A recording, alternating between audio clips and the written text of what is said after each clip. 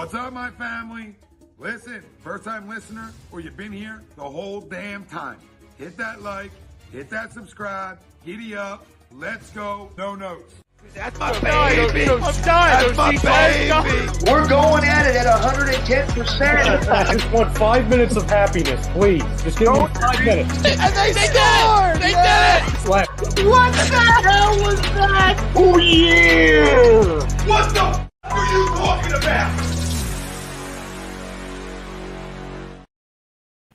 Hey there, hi there, hello there. You're with me again for Bowen on the Birds somehow. I don't understand it either. They haven't figured out a way to get me off of this yet, but I'm sure they'll find somebody better eventually. In the meantime, here I am, and the Eagles are about to play the Jets, going up there to the Swamplands. The Eagles 12-0 all time against the Jets. And I think most people assume that streak will continue, but there have been a few complications that have hit the matchup in the last day or two. So we're going to talk to somebody about that pretty quickly here. We have Dave Zangaro from NBC 10 Sports Philly. And Dave is out at practice today, and he'll tell us what's going on. And there he is. Dave, how are you? Hey, Les, how are you? Just great. I sure appreciate you doing this. Yeah, sure. It's good to see you. Good to see you.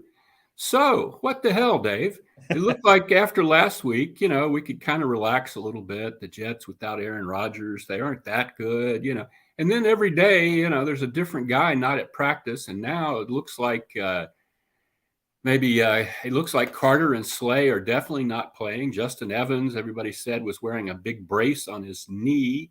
And Quez Watkins also, I guess, is out this week with a hamstring. I guess this is what happens a lot to teams who make a Super Bowl run, who were very lucky with injuries during that season. It tends to turn around a little bit the next year, does it not?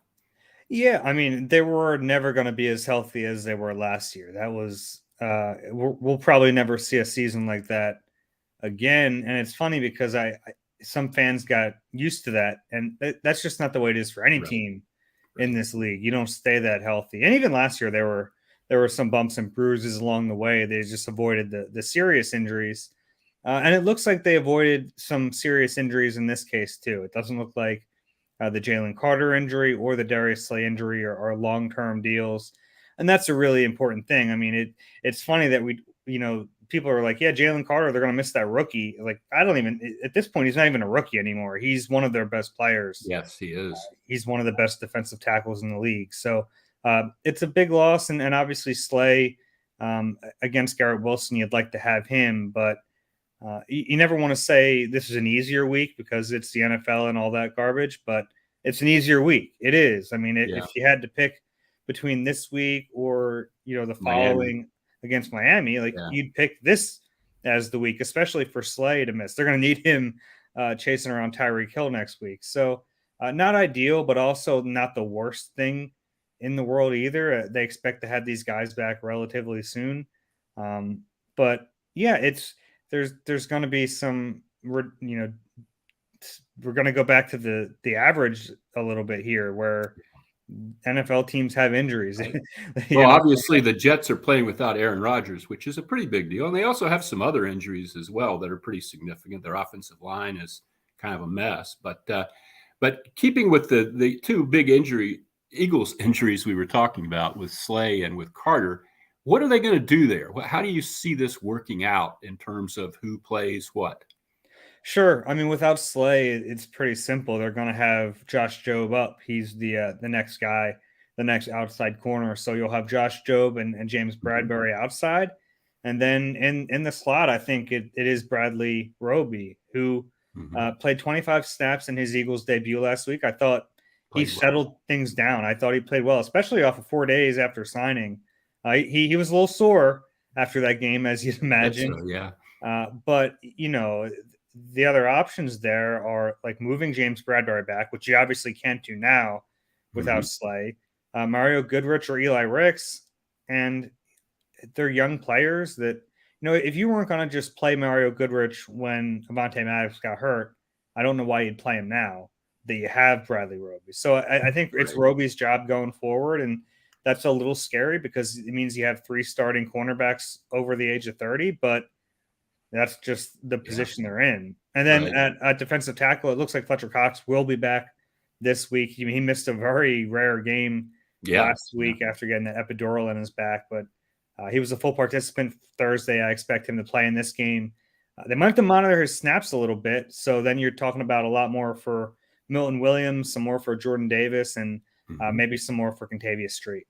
And it looked like Fletcher was a full participant in the Phillies post-game celebration last night as well, from what I could tell. Yeah, it's got to be nice when you get to this like stage in your career where you can just do whatever you want. Show up at the Phillies clubhouse and say, "Hey, I'm Fletcher Cox," and they let you in. Yeah. It's got to feel nice. That's never worked for me, I'm afraid. Yeah. Well, it's a sacred place, that clubhouse. So yeah, it is. Yeah, sanctuary. So that's interesting with Josh Jobe. He didn't play any defensive snaps last week, which kind of surprised me. I know he plays mostly outside, and they didn't, maybe need him outside last week. But it's kind of weird that you go from no defensive snaps to starting for Darius Slay. Did you guys get to talk to Josh at all this week? Just in passing. He's kind of a quiet kid. He's not very talkative, but they do have faith in him. I mean, he earned that spot during training camp, and I know there was a lot of thought that they brought in Greedy Williams as a free agent. They drafted Keely Ringo, who I know was a 4th-round pick, but he kind of gets put in a separate category as a 4th-round pick. They traded a future 3rd to get him, and he had 1st-round hype. But Josh Jobe won that job out of training camp, and they trust him. So I guess it's a little strange, but to me, what was stranger was that you'd have Mario Goodrich inactive one week and then start him the next week. That made less sense to me than Josh Jobe not playing on defense, because Josh Jobe playing is all dependent upon whether or not James Bradbury slides inside, because you're not going to play him over Bradbury or play him over Slay. He doesn't play inside. So the only chance he's going to get to play is when either Slay or Bradbury are missing, or when they decide that they want to play Bradbury inside. Okay. Yeah, it seems to me, and you know him better than I do, Josh Jobe, pretty aggressive player. Maybe for Eagles fans, they might hope that they don't get a refereeing crew that's real ticky-tacky this week. Josh seems to want to keep his hands on guys a little bit. He does. He's a physical player. That it's part of his game, and you kind of live and die by that sometimes as a defensive back. And it's a tough position to play because you can do the same thing every week, and one week it'll get called every time, and the next week it won't. So there's always that feeling out process to try to figure out what the referees are going to let go and what they won't. But that's kind of been the book on him since college. I've heard folks from Alabama talk about it, that he was a very physical corner. That's just the way he plays, which can be good. We saw last week, this is a different position, obviously, but in the nickel, when Bradley Roby got in there, he was willing to bump Cooper Kupp at the line, whereas like Mario Goodrich and Eli Ricks were playing off, and they gave Cooper Kupp those free releases, and that can be a big difference. So I agree with you, though. Like, Josh Jobe is someone you watch when the play is happening and it's incomplete. You kind of look at the refs and you wait to see if a flag comes out. Yeah, absolutely. So Nakobe Dean back this week as well. What's Scott going to do with the linebacker rotation, which has actually worked pretty well, with a few lapses here and there? Yeah, I think that's been one of the more pleasant surprises of this season, is that even without Nakobe Dean, the linebackers have looked okay. Nicholas Morrow has been at the mic. They've had Zach Cunningham at the weak side linebacker position. Everyone likes what Morrow did. He gave them good snaps, but it's Nakobe Dean's job. He's the middle linebacker. They're not going to give up on him after getting hurt in week 1. Even though Morrow did some nice things, they've kind of planned this entire offseason around having Nakobe Dean as their starting middle linebacker. So I think that's what's going to happen. I think he's going to go back to being the mic. Zach Cunningham's going to be the weak side backer, and they feel better now about the depth with Nicholas Morrow and Christian Ellis as the backups, because that was a real big question. Even if they were fine as the starters this year, you wondered if they had enough depth to survive injuries, and they ended up they did, and they brought Morrow off the practice squad. He's earned that roster spot. I think he belongs on the 53. But it's Nakobe Dean's job, and Yes.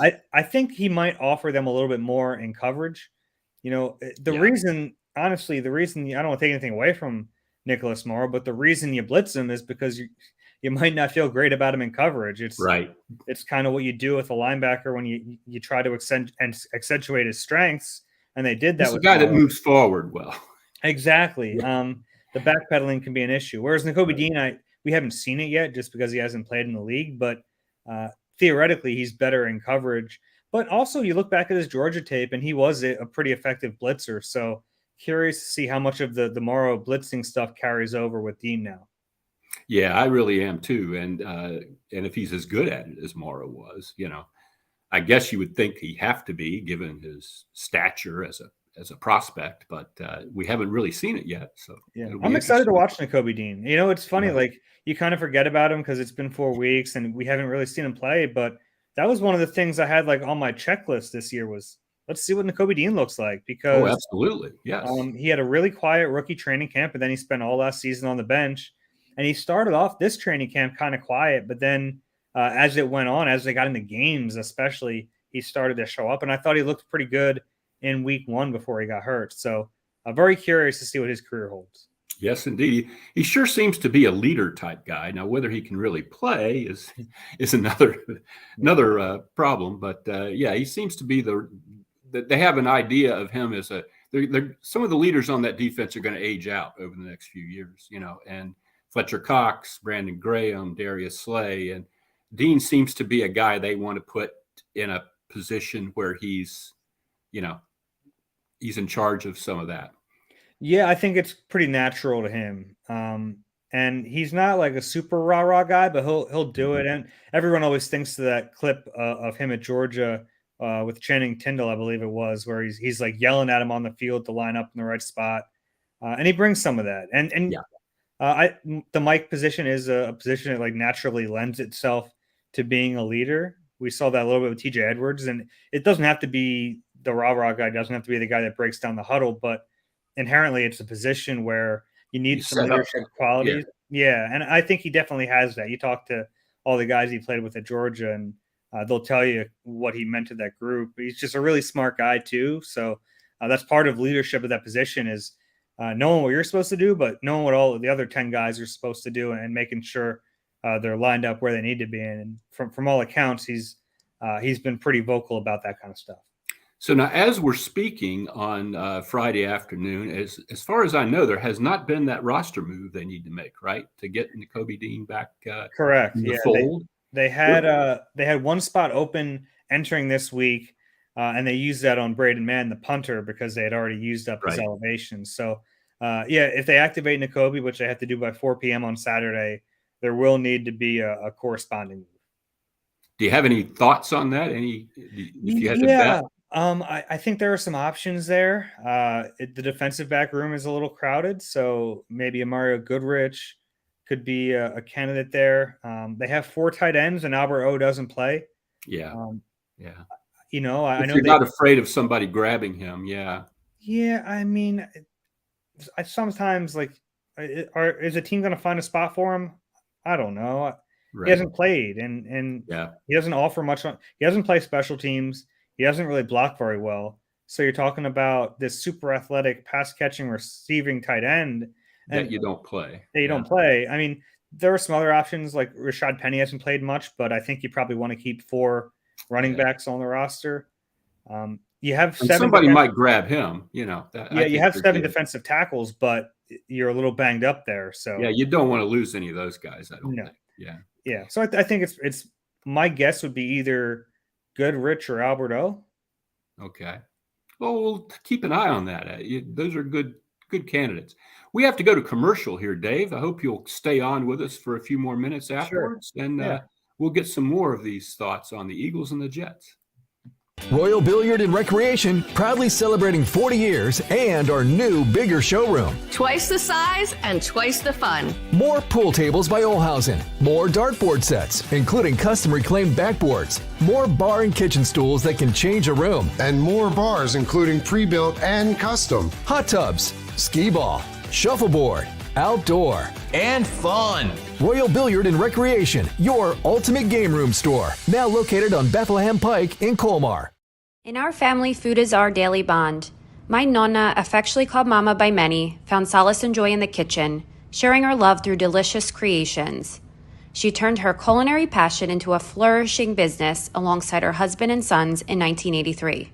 Celebrating 40 years is a testament to our exceptional team, friends, family, and beloved customers. With gratitude, we look forward to the future, expanding our brand to share the highest quality Italian food and wine nationwide. Our heartfelt thanks to everyone who has played a part in our story. Grazie mille.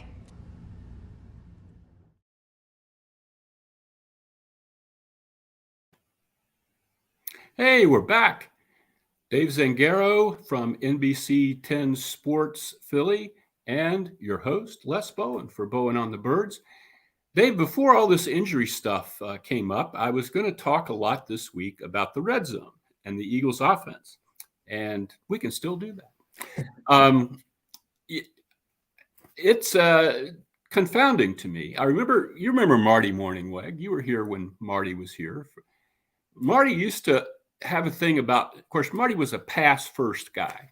He was not a running game guy, but he was the man who pointed out that if you're outside the 5-yard line and you're not going to score a touchdown, running plays, all you really do is make the field smaller for your receivers. You know, a run from the 9 to the 6 isn't worth much.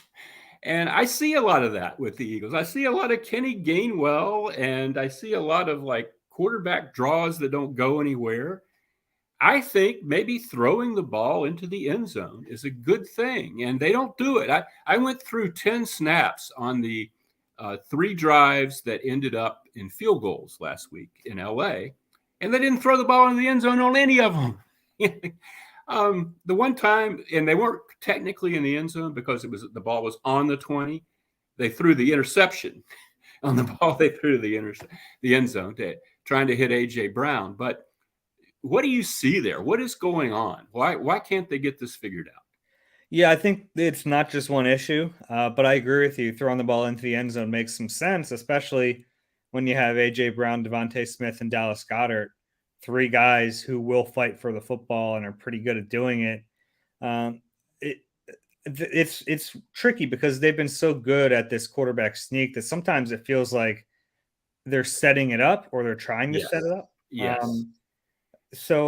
And look, it's been such a valuable play. They're great at it, but it can't be the offense when you get inside the 20. Like, you have to execute. And there have been some moments where it's a little coach speaky, but it's true where they've had penalties to back them up and get them to like weird third downs, or they've had a negative or a no gain play on a first and second down.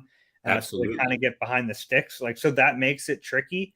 But they're too good to be 27th in the league in red zone offense. That shouldn't happen. I think they would probably tell you that they see the value in running down there because they're so good at running the ball in general, but clearly it's not working. So you got to kind of take a step back and say, all right, well, we've got to at least give ourselves a shot to get in the end zone. And you're right. The easiest way to do that is to get the ball there and give yourself a chance. Yeah, they were really good in the red zone last year, but they also ran a lot. A lot of those touchdowns were rushing touchdowns, not necessarily the brotherly shove, but different types of rushing touchdowns. And they didn't lead the league in touchdown passes or anything like that last year. And I really think they need to develop that part of what they're doing a little better. They don't use motion a lot down there, and I think that's one of Nick Sirianni's things. He always says when you guys asked him about it that he doesn't want to do motion just to be doing no motion. And I always want to say, who does? Name me a team that just wants to have somebody in motion because it's cool. No, there's a purpose to this. And it's kind of a big trend in the league now that teams find very effective, that the Rams found very effective in the first half against the Eagles last week. I just don't get it. I don't get what he has against motion. Yeah, it's not a part of his playbook. You're right. it can be effective. I do wonder about just like adding it midstream here. Oh yeah. Because I think that's probably a bigger project in the off season to figure out how to implement it. You add it midstream, and then you have some procedural penalties, or you have guys out of their responsibilities. But in terms of running the football, you're right. They were really effective last year. I think they through 5 games last year, they already had 11 rushing touchdowns in the red zone. They don't even have that many total touchdowns in the red zone this year through 5 games. So it's you think about that and you're like, well, maybe it was kind of fluky that they were so good in the red zone the way they were doing it last year. Because you're right, they haven't changed a ton, and it's just much less effective. And part of that is teams saw what you did, right? And they're preparing differently, and you have to be able to counter that. And so far, they haven't been able to counter that. But I think back to Jalen Hurts got all these touchdowns last year running the football, and he'll still get the QB sneak ones, but there's nothing wrong with throwing it to the tight end in the end zone. Like, it's a good idea. That's been a good idea for a long time. It's going to be a good idea for a long time too. I agree.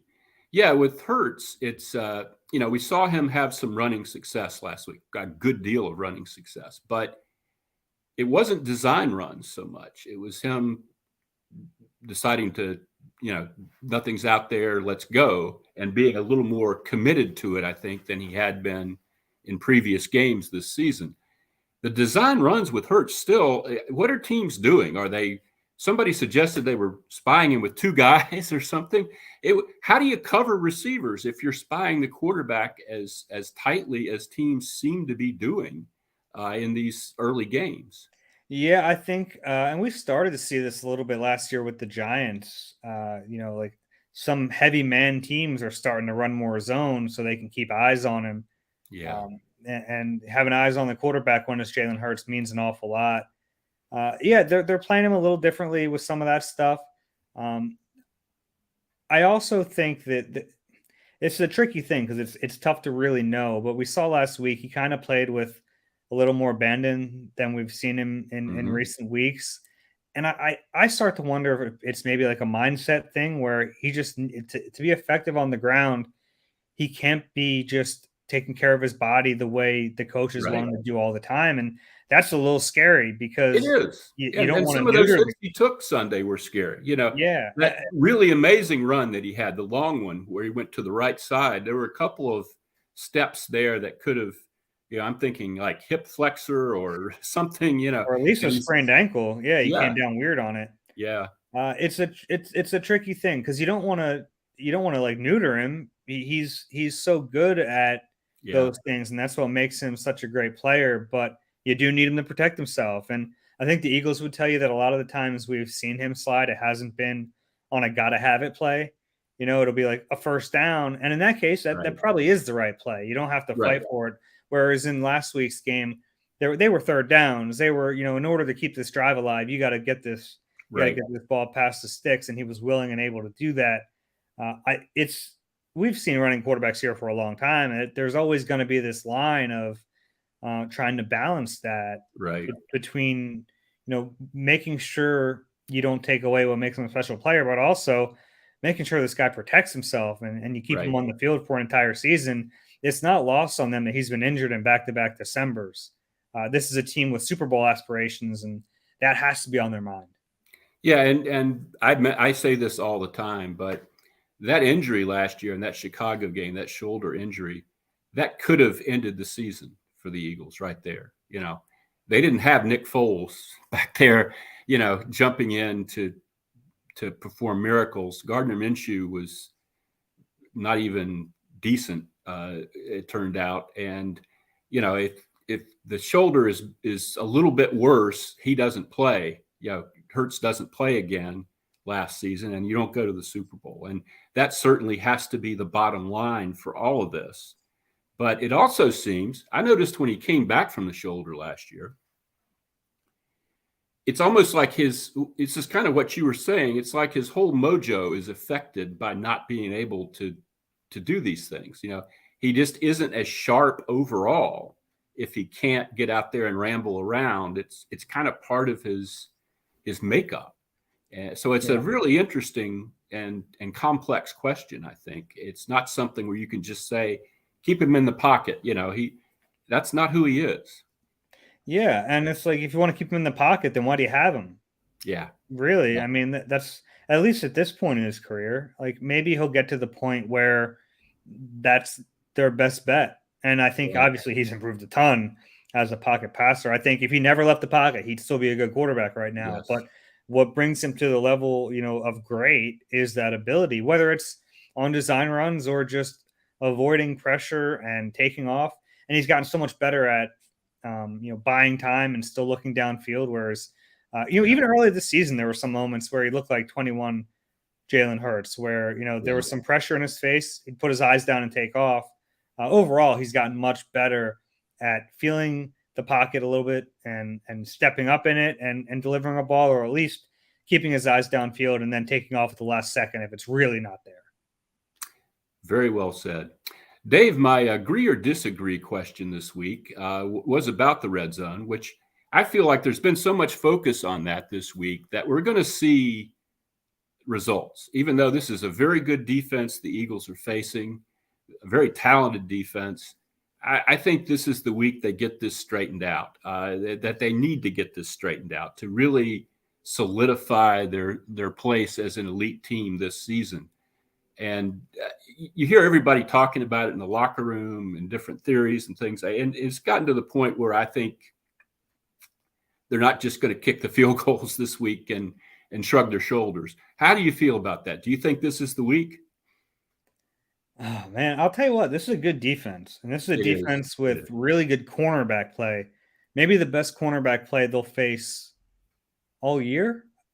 At least the top two starters was Sauce Gardner and DJ Reed. So I might go disagree. I still think we can do that. That's why it's agree or disagree. Yeah, I think they have plenty of talent to win this game relatively easily. And I think they might be a little better, but I don't know if they're going to be like perfect in the red zone either. I think this is a tough matchup. Well, I think if you just kick some field goals, I think you're not going to put yourself. You got to get out there and get ahead of this team and then go after Zack Wilson. And I just think you have to score some touchdowns to really put yourself in the right position to win this game. But we'll see. It's an interesting game. It's going to be a lot more interesting than the game 4 years ago where we saw Luke Falk quarterbacking for the Jets. That was the damnedest thing. I was thinking about that today. Remember that play where Orlando Scandrick, whose Eagles career ended ignominiously, but that day Orlando just he was blitzing off the corner. He just ran up to Luke Falk and took the ball away from him and ran in for a touchdown. I've never seen that in any level of football ever before or since. That was the Orlando Scandrick game. Yeah. Yeah. And then not long after he had another defensive touchdown. I think the score was like 30-6 or something. It was Joe Douglas's first year with the Jets, and it was pretty dire. I don't expect anything like that up at the Meadowlands Sunday. But the Eagles are a very good road team, as much if you really want to call that a road game. It'll be interesting to see, and it'll be harder to tell this week because everybody's going to be wearing green, right? I mean, both sets of fans are wearing green, but we can probably hear from the sounds how many of them are Eagles fans, right? Yeah, and that Jets green and the Kelly green are pretty similar. We've seen a lot of Kelly green this year, as you'd expect. So if Eagles fans wear Kelly green, it's going to be almost impossible to tell. Okay. Well, we'll hope they sort it out among themselves anyway. But Dave, I'll let you go now. Thank you so much for coming on. I really appreciate it. And have a good trip up there. Don't get lost on the New Jersey Turnpike or anything. I'll try not to. I'll say hi to the rest stops for you along the way. Molly Pitcher is my go-to stop. So, yeah, do that. I'll make sure to stop there this weekend. All righty. All right. Take care, Les. And that was Dave Zangaro from NBC 10 Sports Philadelphia.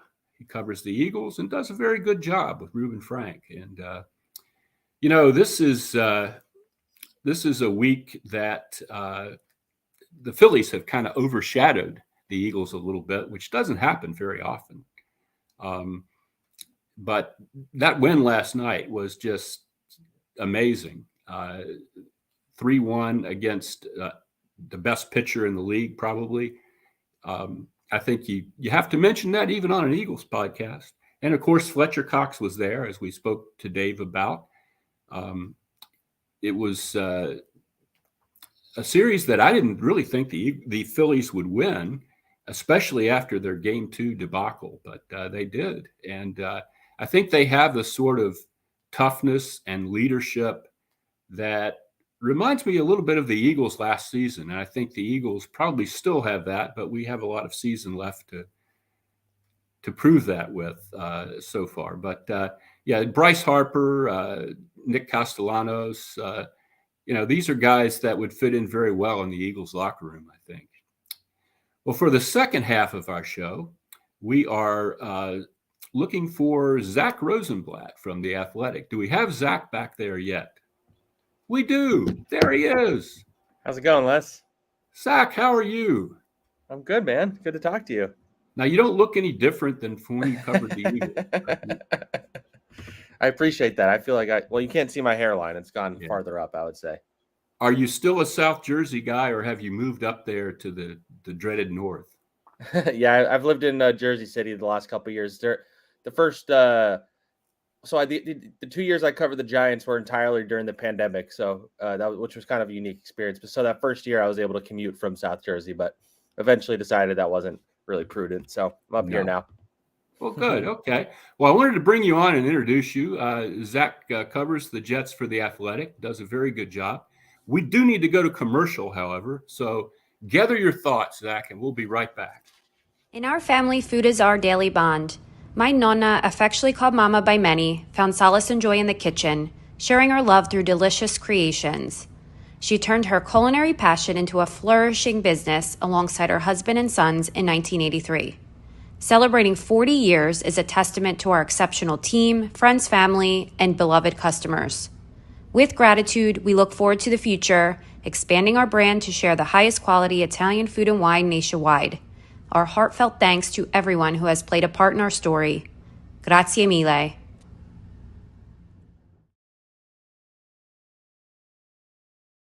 Royal Billiard and Recreation, proudly celebrating 40 years and our new, bigger showroom. Twice the size and twice the fun. More pool tables by Olhausen. More dartboard sets, including custom reclaimed backboards. More bar and kitchen stools that can change a room. And more bars, including pre-built and custom. Hot tubs, skee ball, shuffleboard, outdoor, and fun. Royal Billiard and Recreation, your ultimate game room store. Now located on Bethlehem Pike in Colmar.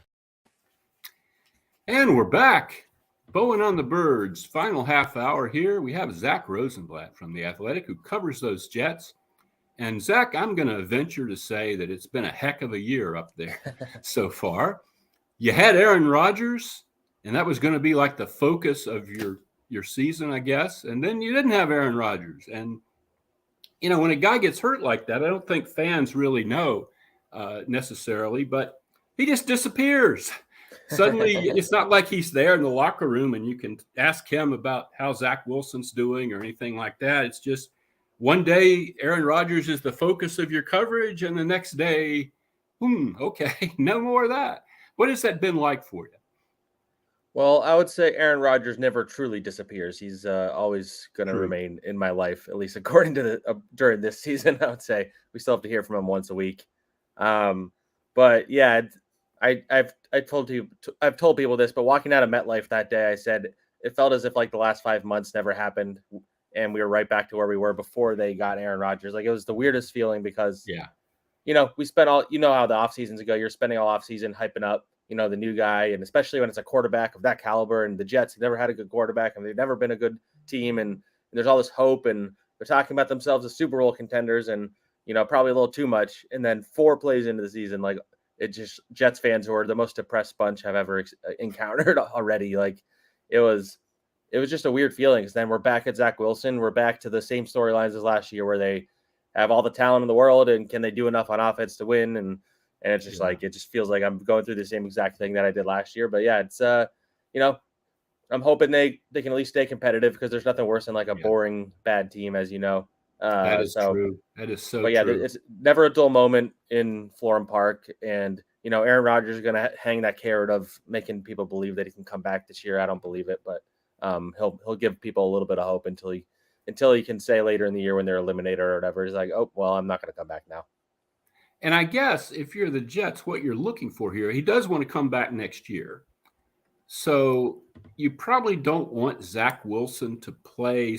I mean, you want to win games, but I don't think you want Zack Wilson to be so good that you have some sort of competition or controversy, because Aaron Rodgers doesn't like that sort of thing, if I remember correctly from Green Bay. That would be a real. Have you thought ahead about stuff like that, about what they do with this old quarterback coming off an Achilles injury, and what's that, whether all your chips are in that bucket, or if you draft a quarterback, or what you do in this situation? Yeah, a couple weeks ago, time moves weird at this point of the season, but so I can't remember how long ago I wrote it, but wrote something about like the future of the quarterback position and the different scenarios that are laid out. If Zack Wilson plays well, at the time I was assuming he would have, because I think it had been coming off the Patriots game or the Cowboys game where he wasn't particularly good. I think he still has a lot to prove in terms of if he's a NFL caliber starting quarterback. Aaron Rodgers is a big fan of Zack Wilson. Like, they have a really good relationship. Now, would he like it if he felt threatened by him? Maybe not, but Aaron Rodgers has been shockingly good, I would say, at just like taking Zack under his wing, and that's like Zack's hero and stuff like that. So I think there is positive there. But yeah, I do think the Jets, if they go into next season, this whole staff is still retained, and Aaron Rodgers says he's coming back, you do have to think about the future. You have to think about drafting a quarterback. You have to think about getting a better veteran backup, whatever it is. Because Aaron Rodgers is going to be 40 years old coming off an Achilles. And even if he thinks he's Superman, his career is at closer to the end than the beginning. And so if you don't believe Zack Wilson's the future, and I don't think he is as of right now, then you have to plan for the future. So these are definitely things that are in the back of my head. I don't think the Jets are thinking about them. They think if Zack Wilson plays well, they feel like that's a good problem to have, that right. Okay, well, yeah. Zack Wilson's good and Aaron Rodgers is coming back. And Zack Wilson has been the last few weeks much better, it seems like. Yeah, the last 2 weeks, especially the Chiefs game, I think that was the best game he's played as a pro, other than the late game fumble. Last week was a little more traditional Zack, but he's leaned more towards the Chiefs side than like the Patriots side, I would say. So, what would you say he does well as a quarterback? It's kind of like the backyard football type stuff is when he's at his best. It's when he's running around, when he's scrambling, when he's making throws on the move, like things like that. When they try and restrict him to the pocket, and they call plays that make it clear they're scared that he's gonna make mistakes, then he becomes scared he's gonna make mistakes, and so he doesn't make throws that are like obvious throws. And that it's really a confidence thing with him. I do think he has arm talent. That's the traditional like football guy phrase, but I do think he has it. He has the mobility. I think his decision making leaves a lot to be desired. They've really tried to fix his footwork. There's a lot of questions, but I think he has the ability to be just like a fine quarterback if he can just like do the right thing. And a lot of times that's just he doesn't do the right thing when he's out there. That's kind of the biggest issue. The drafting of quarterbacks is so mysterious to me and so interesting. You wrote a good piece today about Joe Douglas's tenure with the Jets, and it's certainly a good time to talk about that, Joe having come there from the Eagles when you were covering the Eagles. Yeah. But they drafted Zack Wilson second overall, and it just strikes me, looking at all these quarterbacks over the years, the Eagles have Marcus Mariota now. Every year, the draft hype machine spits out 2 or 3 quarterbacks as the best quarterbacks in this draft, and it's sort of taken as an article of faith that they have the talent and the wherewithal to be franchise quarterbacks. But in reality, a lot of times, a lot of years, that guy just isn't there, or there's one, not 2 or 3, and it seems so hard.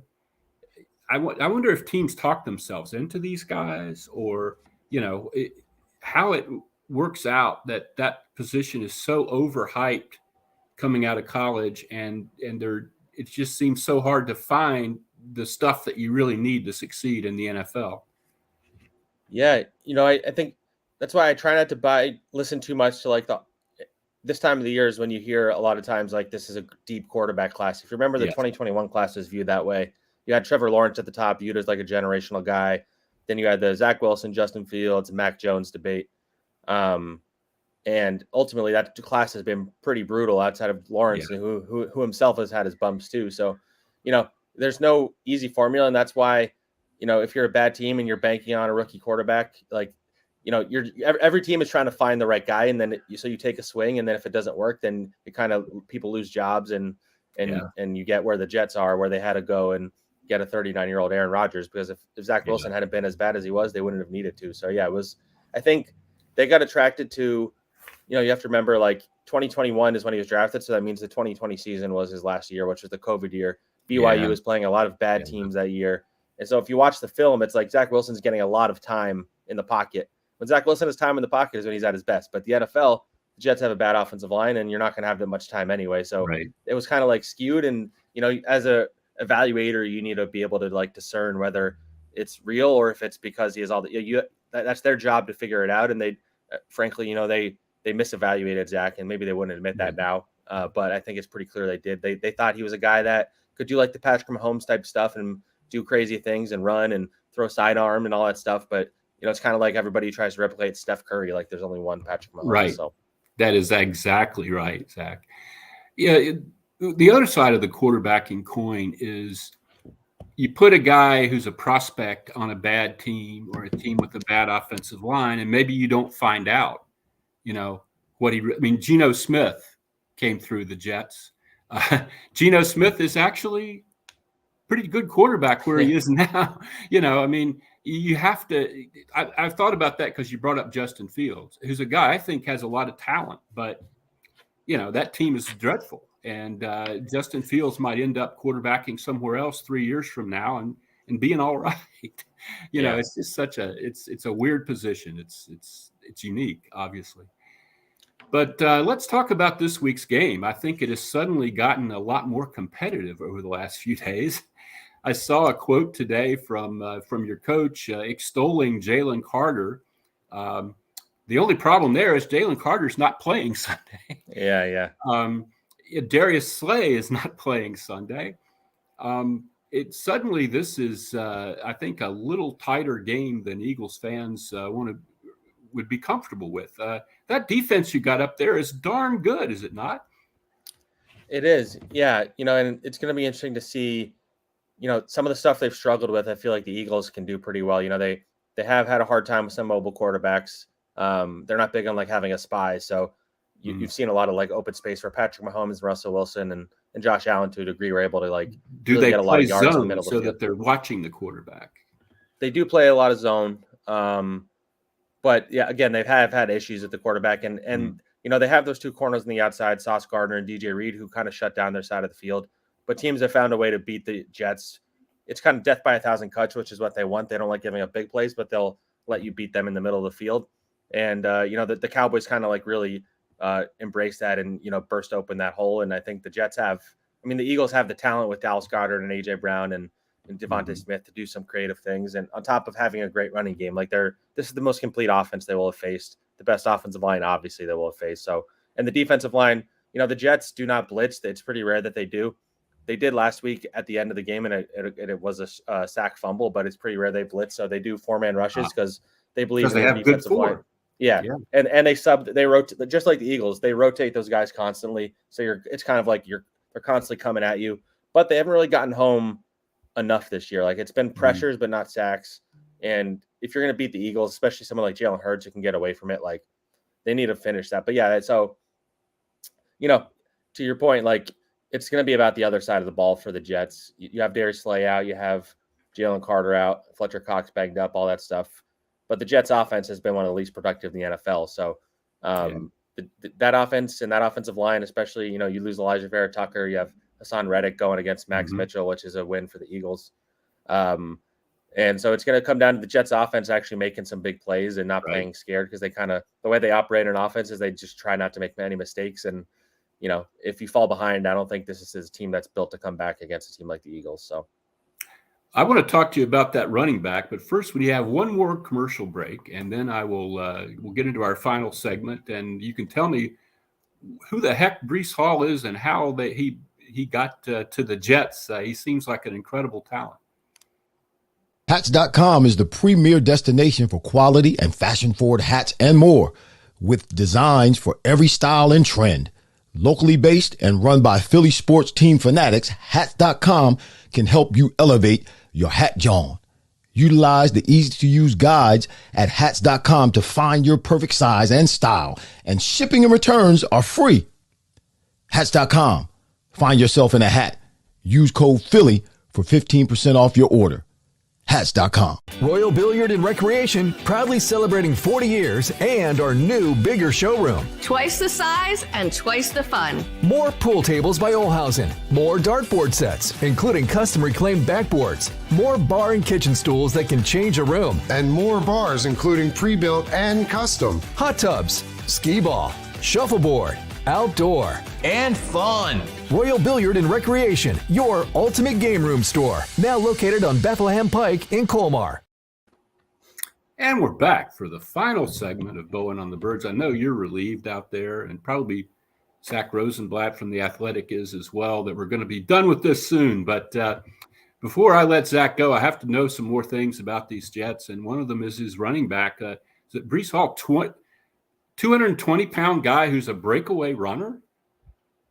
Yeah, he's a special talent. Their offense kind of cratered when he tore his ACL last year, and you're kind of seeing what they're capable of when they have him running the ball, because they can lean on him because he has the explosion and the speed to break a touchdown on any time he touches the ball. Like, he's one of those like rare talents like that.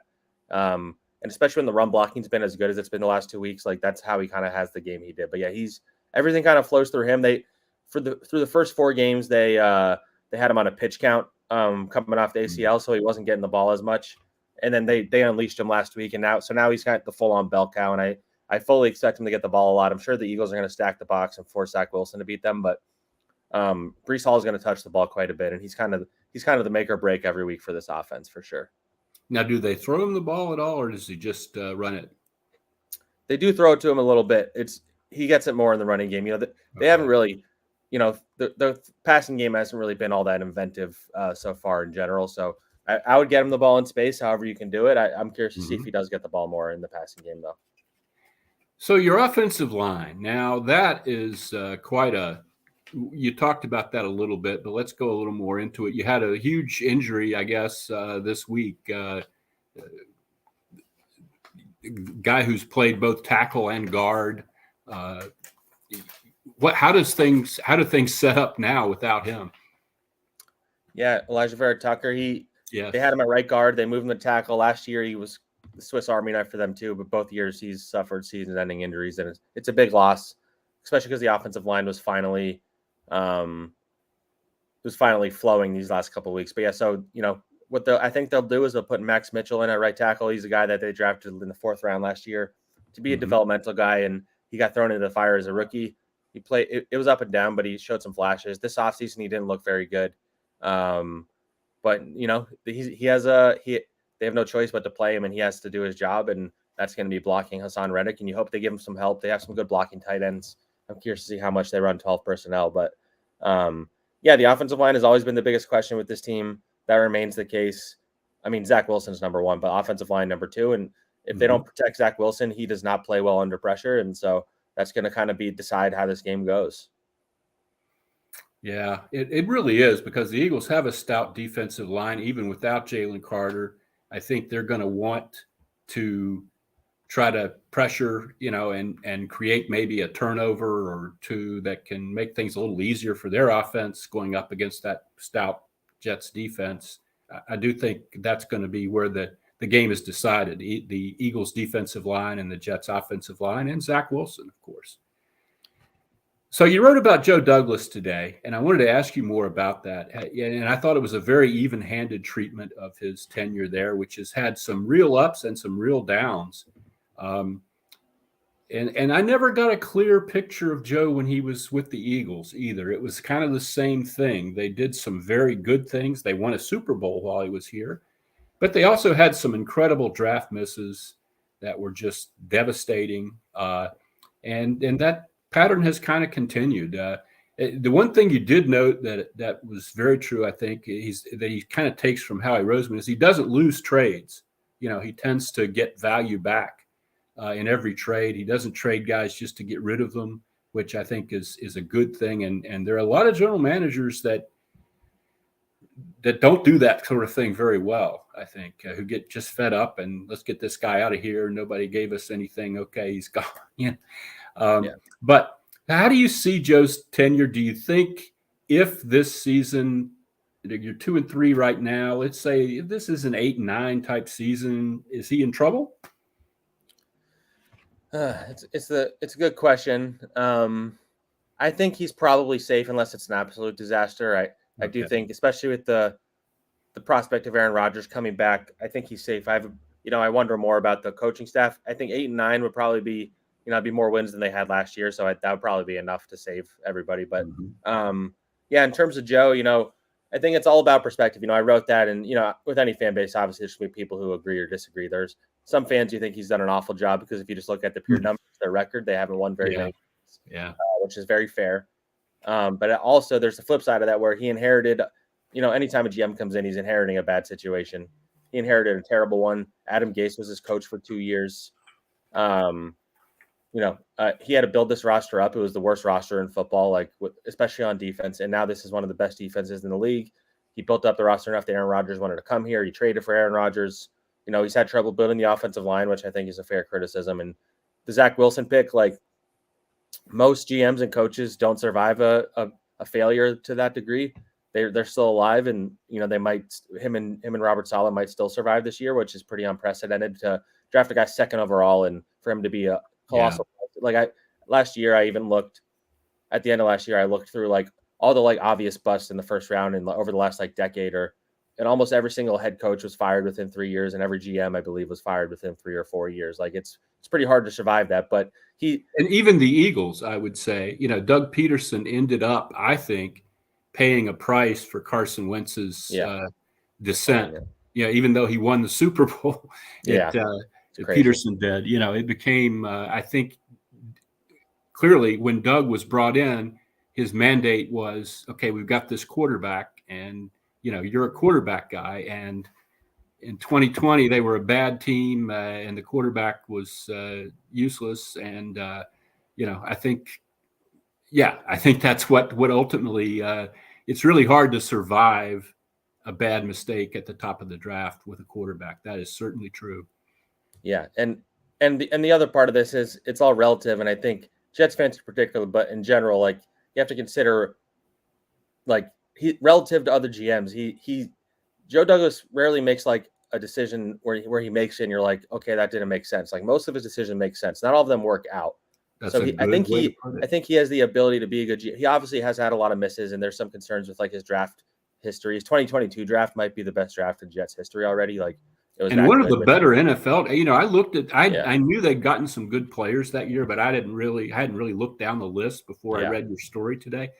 Good Lord, that is an amazing draft. I mean, that's I think it saved some jobs. Yeah, I think it saved some jobs with how good it was. So I think you have to remember the part that people forget when you call to get somebody fired is are you going to do better than the person that you have in the job already? And I don't know that you're going to do much better than Joe Douglas, frankly. So again, if they get through this year, they miss the playoffs again. He's been the GM technically for 5 years and would not have made the playoffs. Mm-hmm. You go into a 6-year, Aaron Rodgers is back. That'll be his last chance. If this year's a disaster, who knows? But so I think he knows that. He knew what he was doing when he took this job. It's a hard job to win at. It's a hard, few GMs have won in this job, leading the Jets. But I think he knows what he's doing.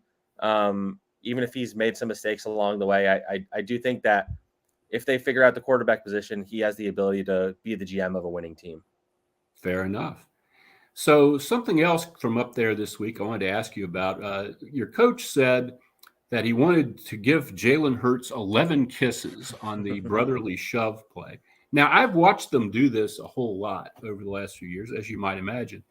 And I don't think it's impossible to stop, but I'm not sure how you're going to get hits on the quarterback on that play because the quarterback is kind of in a cocoon there. Yeah. I don't know. How do you do it? How are you going to get 11 guys to hit him? I don't understand. It's a great question. Their defensive coordinator, Jeff Ulbrich, made it seem like they do have a plan for those plays. And you mentioned Al Woods, he's a 36-year-old. He's been in the league a long time. He's a big dude known for run stopping. So I imagine on the plays where they think that might happen, he'll be in there and they'll try and use him as their whatever you guys are calling it, the tush push or the brotherly shove or whatever, the stopper. I'm a brotherly shove guy, but it can go either way, really. Yeah. It is just fascinating how this has become such a thing, and other teams have tried it or are not as good at it. But yeah, it's going to be a part of this game because there's going to be some 3rd and short or 2nd and short plays, and the Eagles are going to run it, and you're going to know it's coming. And can you be the first team to stop it? I don't know. We'll find out. You can send a guy over the top, like you see sometimes at the goal line, with running backs, the defender goes flying over the top. You can do that, but everybody is so low, and that's really the secret of it. The line is so low, and Hurts gets so low, and Hurts can deadlift 625 pounds. So people concentrate on the guys pushing from behind, but that's kind of the whipped cream on the sundae. That if they weren't there, I don't think it would be very different. What that does is occasionally that makes a 1 yard gain into a 2 or 3 yard push, but it really, they're getting the 1 yard, if there's nobody there pushing. So but I am interested if there's ever a D line that can get as low as Jason Kelsey can get.